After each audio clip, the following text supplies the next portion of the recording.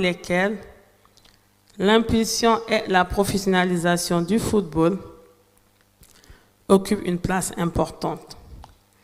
Et j'attends de la prochaine équipe qui devra prendre les relèves et conduire les destinées du football sénégalais à en faire un moteur de croissance capable de hisser les autres sports au sommet. La CAN de 2025 se déroulera dans un contexte de redressement économique du pays. Hier, nous tous, et vous tous aussi, vous avez suivi certainement le plan de redressement qu'a présenté son Excellence, Monsieur le Premier ministre, chef du gouvernement au Grand Théâtre, sous la haute présidence de son Excellence, le Président de la République. Et en ce sens, je lance un appel aux futurs élus à une expression de besoins clairs pour une maîtrise parfaite des dépenses que nous aurons à engager pour cette prochaine CAN de football. Cela ne signifie point une volonté d'instaurer l'austérité, mais au contraire une bonne utilisation des ressources publiques. Le gouvernement du Sénégal se félicite déjà et remercie aussi la CAF.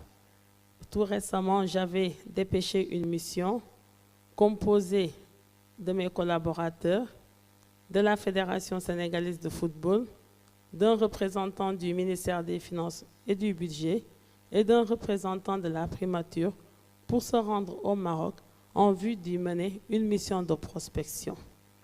Et je me félicite déjà et je remercie la CAF pour certaines dépenses qui ont déjà été prises en charge par elle-même, à savoir 33 chambres qu'elle prendra en charge lors de la CAN et aussi, en plus de cela, la mise à disposition aussi d'un certain nombre de moyens logistiques.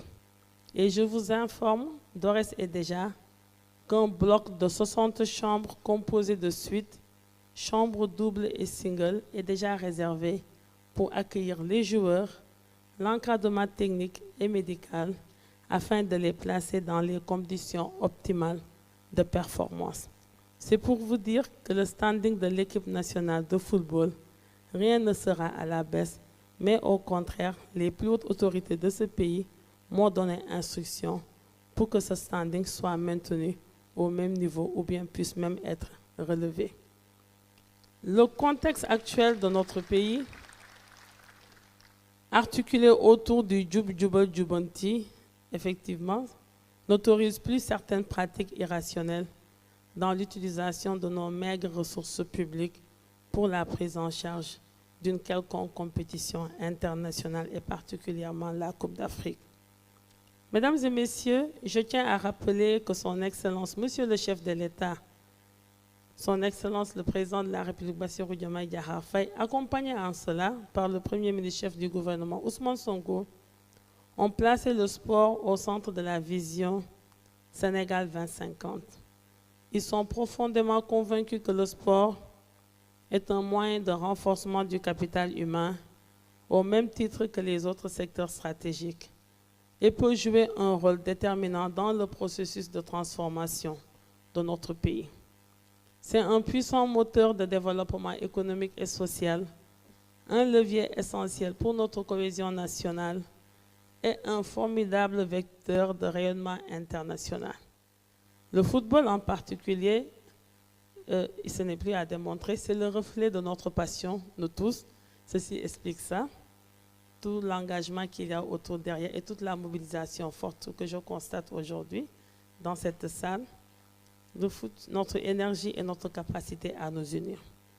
L'État mesure à sa juste valeur votre engagement et votre importante contribution, vous représentants des clubs, associations et groupements associés. Vous êtes le cœur battant du football sénégalais, c'est ce qui l'anime, le promeuvent et le développent avec un dévouement sans faille. Pour que cette mission fondamentale soit pleinement accomplie, une gouvernance transparente et démocratique est impérative. Le renouvellement régulier de vos instances est la preuve de votre vitalité démocratique et de votre capacité aussi de résilience. C'est pourquoi, au nom de l'État du Sénégal, je vous adresse mes sincères félicitations pour la tenue de cette assemblée. Soyez-en remerciés, Monsieur le Président sortant, à mon nom, au nom tout d'abord des plus hautes autorités de ce pays. L'Assemblée générale élective n'est pas qu'une simple rencontre. Elle est le creuset de la démocratie sportive, un instant crucial à vous, les membres. Vous êtes appelés à choisir celles et ceux qui porteront les ambitions de notre football. Et c'est l'occasion de renouveler une confiance établie ou d'élire des personnalités capables de poursuivre le succès et de relever les défis à venir. Et cette démarche est en parfaite harmonie avec le principe de transparence et de bonne gouvernance que les plus hautes autorités ont érigé en dogme. Cette démarche